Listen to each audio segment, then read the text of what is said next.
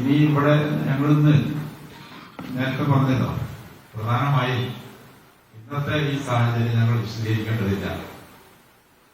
സുന്നി ആദർശ സമ്മേളനം എന്ന പേരിൽ SKSF-ന്റെ ബാനറിൽ കുറെ സ്ഥലത്ത്, കോഴിക്കോടടക്കം കുറെ സ്ഥലത്ത് സമ്മേളനം നടന്നു. സമസ്തകാല ജമിയത്തുൽ ഉലമയുടെ പ്രധാന ലക്ഷ്യം എന്ന് പറയുന്നത് ബിദ്അഈ പ്രസ്ഥാനങ്ങളെ പ്രതിരോധിക്കുകയും പരിശുദ്ധ അഹ്ലു സുന്നത്ത് വൽ ജമാഅത്തിന്റെ തനതായ രൂപത്തിൽ ബഹുജനങ്ങളെ അതിനനുസരിച്ച് ജീവിക്കാൻ പ്രാപ്തരാക്കുകയും ചെയ്യുക എന്നതാണ് ഇതിന്റെ പ്രധാനമായ ലക്ഷ്യം.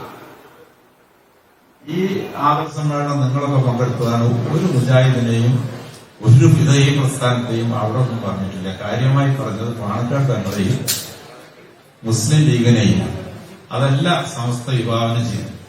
അതെല്ലാ സ്ഥലത്തും എടവണ്ണപ്പാറയും ചേറൂരും കണ്ണൂരും കാസർഗോഡ് എല്ലാ സ്ഥലത്തും ഒരു ഈ കല്യാണത്തിന് പിഞ്ഞാണം വാടക കൊടുക്കുന്നത് പോലെ ഒരു ടീം തന്നെ എല്ലാ സ്ഥലത്തും പോയിട്ട് ഇങ്ങനെ പറഞ്ഞുകൊണ്ടിരിക്കുക.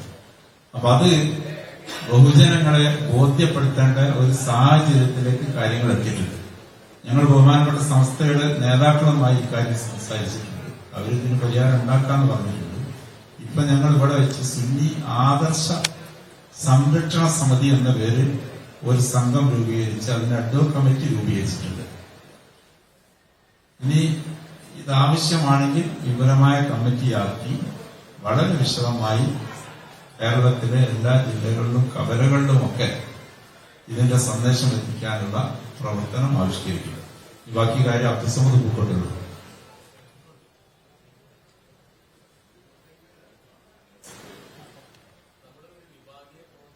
ല്ല ഉദ്ദേശിക്കുന്നത്. ഇന്നിവിടെ വന്ന ആളുകളൊക്കെ സമാന മനസ്കരാണ്. അവരുടെ എല്ലാവരുടെയും മനസ്സിലെ വികാരം, ഇവിടെ വന്നിട്ടുള്ള ആളുകളൊക്കെ സമാന മനസ്കരാണ്. അവരുടെയൊക്കെ മനസ്സിലുള്ള വികാരമെന്ന് പറയുന്നത് സമസ്ത ജമിയത്തുൽ ഉലമയുടെ നിലനിൽപ്പും അതിന്റെ പുരോഗതിയുമാണ്. അതിൽ പ്രധാനമായ ഘടകം നമ്മുടെ മദ്രസകളും മഹല്ലുകളുമാണ്.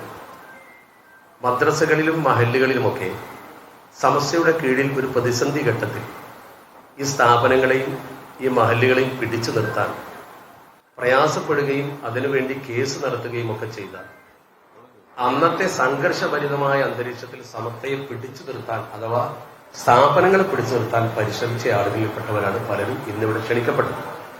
പക്ഷെ ക്ഷണിക്കപ്പെട്ട് വിവരം അറിഞ്ഞപ്പോൾ കുറെ ആളുകൾ കൂടുതൽ വന്നു എന്നുള്ളത് ഞങ്ങൾ ഉദ്ദേശിച്ചതല്ല. ഞങ്ങൾ ഉദ്ദേശിച്ചത് പരിമിതമായ 100 പേരുടെ സംഗമത്തിൽ വെച്ച് ചില കാര്യങ്ങളൊക്കെ ചർച്ച ചെയ്ത് ഉസ്താദുമാർ ഒരു മസലത്തിന്റെ ശ്രമത്തിലാണ്. ആ മസലത്തിന്റെ മുഖത്ത് വെച്ച് തെരഞ്ഞെടുക്കപ്പെട്ട ചില പ്രതിനിധികളെ ചർച്ചയ്ക്ക് വിളിക്കുന്നത്. ഈ അഭിപ്രായ വ്യത്യാസമുള്ള ആളുകളെ ഒന്നിച്ചിരുത്തി പ്രശ്നം പരിഹരിക്കാൻ യോഗ്യമായ നേതൃത്വം സമസ്തക്കുണ്ട്. അതിൽ ഞങ്ങൾക്ക് പൂർണ്ണ വിശ്വാസവും. ആ നേതൃത്വം ഞങ്ങളെ വിളിക്കുമ്പോൾ ഞങ്ങളുടെ അവരുടെ മുമ്പിൽ വെക്കേണ്ട കാര്യങ്ങളെക്കുറിച്ചുള്ള ഒരു ചർച്ച ആന്തരികമായി നടത്താനാണ് ഞങ്ങൾ ഈ യോഗം വിളിച്ചത്. അതുകൊണ്ടാണ് മാധ്യമപ്രവർത്തകരെ ഉദ്ഘാടനം കഴിഞ്ഞതിന് ശേഷം ഞങ്ങൾ ഈ ചർച്ചയിലാണെന്ന് പറഞ്ഞ് നിങ്ങളുടെ സഹായം അഭ്യർത്ഥിച്ച് നിങ്ങൾ തൽക്കാലം ഈ വിഷയത്തിൽ ഇടപെടാതിരിക്കണം എന്ന് പറയാൻ കാരണം നിങ്ങളെ അപമാനിക്കാനോ അതല്ലെങ്കിൽ നിങ്ങളുടെ സാന്നിധ്യം അരോചകമായതുകൊണ്ടോ അല്ല. നിങ്ങൾ വളരെ മാന്യമായി അത് സ്വീകരിച്ചു. നിങ്ങൾ പുറത്തു നിന്നു, വെയിറ്റ് ചെയ്തു, ഞങ്ങൾ ബൈറ്റ് തരാമെന്ന് പറഞ്ഞു. അതാണ് ഇപ്പോൾ നടന്നുകൊണ്ടിരിക്കുന്നത്. ഇവിടെ നമ്മളെ സംബന്ധിച്ചിടത്തോളം സമസ്തയുടെ ഒരു പൂർവ്വകാല പാരമ്പര്യമുണ്ട്. ആ പാരമ്പര്യത്തിലൂടെ മുന്നോട്ട് പോകണം. പ്രത്യേകിച്ച് പാണക്കാട് കുടുംബം സമസ്ത ജമിയത്തുൽ ഉലമയുടെ കരുത്താണ്.